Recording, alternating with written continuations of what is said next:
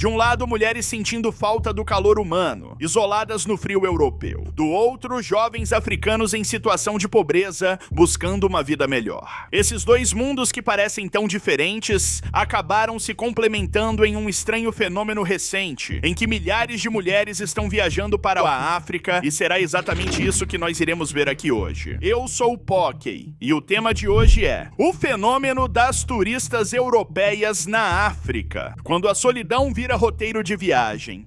Esse não é aquele tipo de história que começa em praias paradisíacas ou em aeroportos lotados. Na verdade, ela começa dentro de apartamentos pequenos, silenciosos e quase sempre ocupados por uma única pessoa. As casas típicas de tantas mulheres europeias hoje. Um novo perfil de mulher, moderna, independente e sozinha. Ao longo das últimas décadas, a maioria das mulheres jovens e adultas na Europa passou a ter ensino superior, carreira estável, autonomia financeira e uma liberdade que já não cabe nos padrões antigos. Aquela cobrança clássica de se casar cedo, ter filhos e garantir alguém perdeu força. O tempo deixou de ser ditado pelo relógio da família e passou a ser definido por objetivos pessoais, metas profissionais e experiências individuais. Só que essa conquista veio acompanhada de algo inesperado. Um sentimento de vazio. Muitas relatam que, apesar das vitórias profissionais, da rotina independente e da liberdade que sempre desejaram, existe uma sensação constante de estar vivendo tudo sozinha. Falta alguém para dividir a vida sem competição, sem jogos emocionais, sem o quem manda mais. Esse é um dos paradoxos mais fortes. Quanto mais independência elas conquistaram, mais difícil parece ser se conectar com alguém de forma profunda. A tecnologia, que prometia aproximar, só ampliou o efeito de descartabilidade. As relações ficaram rasas, rápidas, quase evaporando antes mesmo de começar. As redes sociais reforçam essa impressão. Todo mundo parece feliz, viajando, namorando, vivendo uma vida perfeita, mas isso cria um contraste cruel. Quando a própria vida emocional não acompanha essa estética, a frustração aumenta. Os aplicativos de relacionamento criam a sensação de que você é desejada, mas não oferecem profundidade nenhuma. E aí todo mundo fica preso nesse vício do próximo match, esperando alguém perfeito que nunca chega. Em muitos países europeus, esse cenário se transformou em estatística. A Suécia é o retrato mais famoso, sendo hoje um dos países com maior proporção de solteiros do continente. Em Estocolmo, metade das casas, inclusive as minúsculas, é ocupada por uma única pessoa. Viver sozinho virou regra cultural, não exceção. No meio disso tudo, com liberdade, independência, solidão e vínculos curtos, é que muitas mulheres começaram a buscar fora da Europa algo que já não encontram por lá.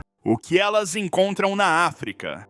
Quando essas mulheres explicam o motivo de escolherem a África como destino, quase nenhuma começa falando das praias, dos safaris ou dos preços das passagens. Quase todas falam sobre relacionamento humano, sobre calor, sobre presença. Para elas, o impacto emocional não vem do clima, mas da forma como as pessoas tratam umas às outras. Em muitas regiões da África Oriental e Ocidental, a vida comunitária ela ainda dita o ritmo. Casas sempre cheias, crianças brincando juntas, vizinhos conversando na rua, parentes entrando sem avisar. Uma convivência que desapareceu em boa parte da Europa, onde cada um vive dentro do próprio apartamento, quase como se cada porta fosse um muro. Esse senso de comunidade aparece nas festas, nas cerimônias, na música, nas refeições coletivas, nas pequenas gentilezas do cotidiano. Por lá, demonstrar afeto é normal. Não é sinal de fraqueza nem motivo de vergonha. É natural abraçar, elogiar, segurar a mão, olhar nos olhos. E isso, para mulheres acostumadas a mensagens curtas, sumiços repentinos e encontros superficiais, vira uma experiência emocional gigante. Em cidades turísticas do Quênia ou da Tanzânia, visitantes contam histórias de conversas longas, hospitalidade espontânea, guias que viram amigos, famílias inteiras fazendo questão de apresentar tradições locais. Dentro de comunidades tradicionais, como entre os Masai, essa recepção pode ser ainda mais intensa. Para muitas mulheres europeias, pela primeira vez em anos, elas sentem que são vistas, e não apenas observadas. Em regiões costeiras como Zanzibar ou na Gâmbia, é comum ver grupos cantando ou tocando tambores no fim da tarde. Não há barreira rígida entre moradores e visitantes. É só chegar e participar. Esse ambiente naturalmente romântico não vem de gestos planejados, mas da vida acontecendo. A espiritualidade também pesa. Se dois parceiros enfrentam um problema, a solução nem sempre é se isolar. Muitas vezes é pedir orientação aos mais velhos, buscar apoio da aldeia, ouvir conselhos conselhos de quem já passou por situações parecidas. Para viajantes que vêm de um ambiente onde cada um resolve tudo sozinho, isso parece oferecer um grande alívio emocional, uma sensação de pertencimento. Essa ideia, espalhada por livros, documentários e rodas de conversa, reforça a visão de que em muitas culturas africanas relacionamentos são vistos como cuidado mútuo constante, não como uma guerra de autonomia.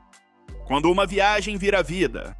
Outro detalhe muito citado é a valorização do feminino. Para muitas mulheres europeias, acostumadas a ouvir que são ocupadas demais, diretas demais ou independentes demais, encontrar homens que elogiam exatamente essas características é um choque positivo. Homens africanos entrevistados em reportagens dizem abertamente que admiram força, autonomia e clareza emocional. Não é uma idealização, não é que eles sejam melhores ou perfeitos, mas existe um estilo de afeto diferente, que é mais direto, caloroso e menos preocupado em parecer indiferente. É dentro desse contraste, de uma Europa percebida como fria e de uma África vista como mais expressiva, que muitas histórias começam. Um dos casos mais famosos é o da pesquisadora alemã que foi trabalhar na Tanzânia. Lá conheceu um guerreiro Masai. A convivência virou amizade, depois romance, depois vida a dois. Ela deixou a rotina organizada da Europa para viver em uma hut, uma cabana de barro na aldeia. 12 anos depois, continuam juntos e criam um filho. Outra alemã conheceu um jovem do Quênia durante um evento. Ele vivia em Kibera, uma das maiores comunidades pobres do continente. Os dois se aproximaram, começaram a dividir o cotidiano e acabaram se casando. Reportagens mostram os dois caminhando pelas ruas estreitas, conversando com os moradores, vivendo uma rotina simples e conjunta. Esses casos quebram estereótipos. Por muito tempo, relacionamentos entre europeias e africanos foram vistos como algo apenas comercial, superficial ou passageiro. Mas existe sim um número crescente de relações verdadeiras, profundas e estáveis. Muitas famílias europeias desconfiam das intenções do parceiro africano. Em algumas famílias africanas, o estranhamento também existe, especialmente quando há diferença de idade, de origem ou de classe social. Mesmo assim, esses casais continuam se formando. E muitas relações que nasceram por acaso durante uma viagem, um passeio guiado ou uma simples conversa na praia evoluíram para vínculos duradouros.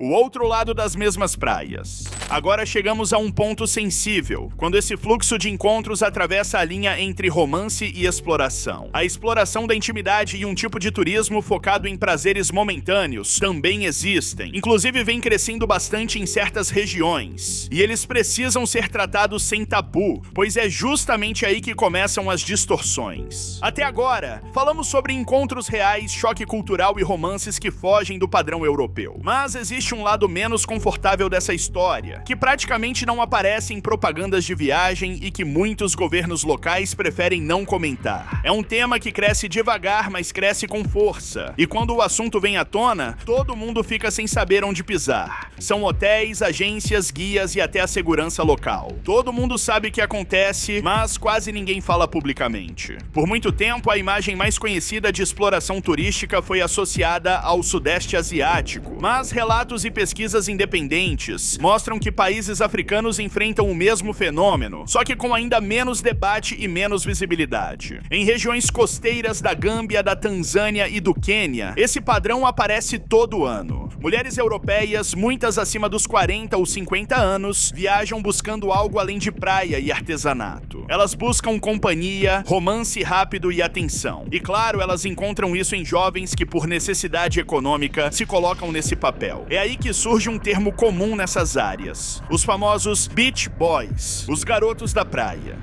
Quem são os beach boys?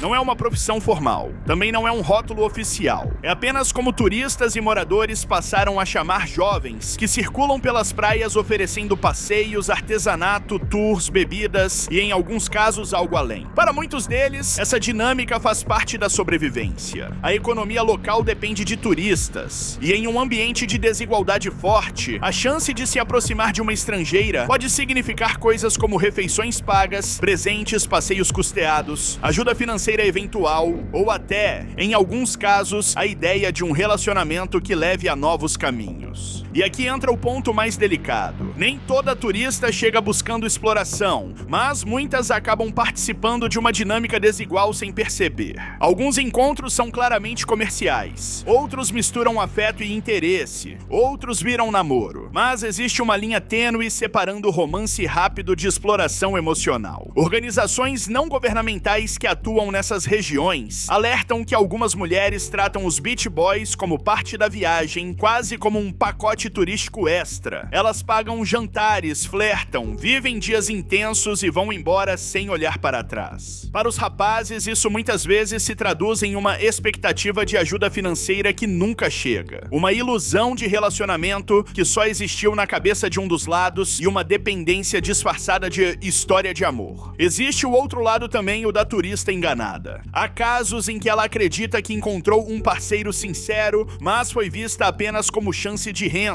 Quando volta para casa, percebe que o interesse era exclusivo ao dinheiro ou à possibilidade de imigração. É uma área cinzenta onde ninguém gosta de admitir o que está acontecendo. As autoridades quase sempre fecham os olhos, já que o turismo é uma fonte vital de renda. Hotéis e restaurantes dependem dele. Muitas famílias inteiras vivem da alta estação. Por isso, governantes raramente tratam abertamente sobre esse assunto. Fiscalizar demais pode afastar visitantes, e esse risco para muitos países é impensável. Leis existem, mas investigações são frágeis e punições são raras. As organizações não governamentais relatam que em várias cidades o monitoramento depende de voluntários, não de ações firmes do Estado. Isso acaba criando um ambiente em que a exploração não é combatida de forma consistente e turistas passam a achar que tudo é permitido. Fronteiras éticas ficam borradas, moradores vulneráveis se tornam moeda e relacionamentos reais convivem lado a lado com situações abusivas. Europa x África.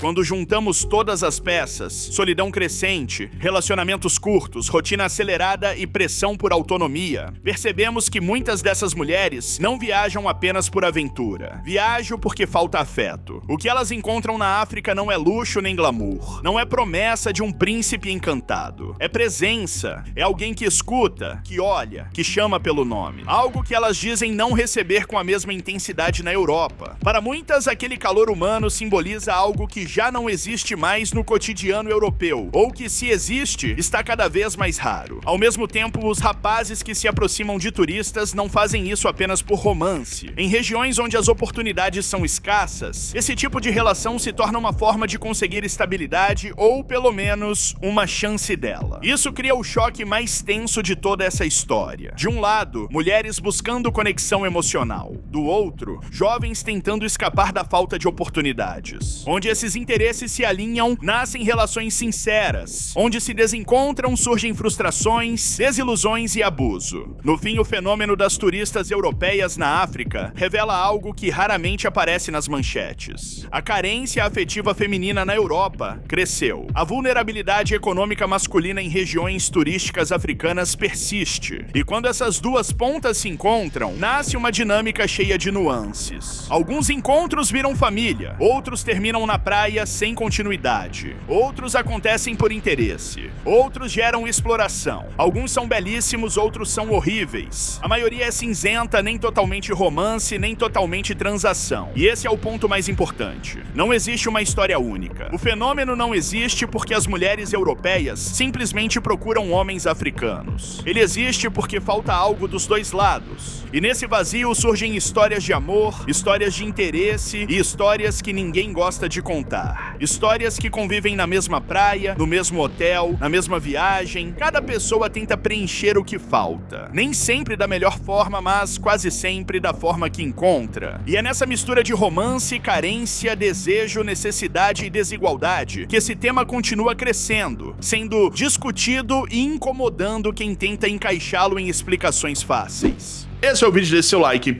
Beijão, falou e tchau.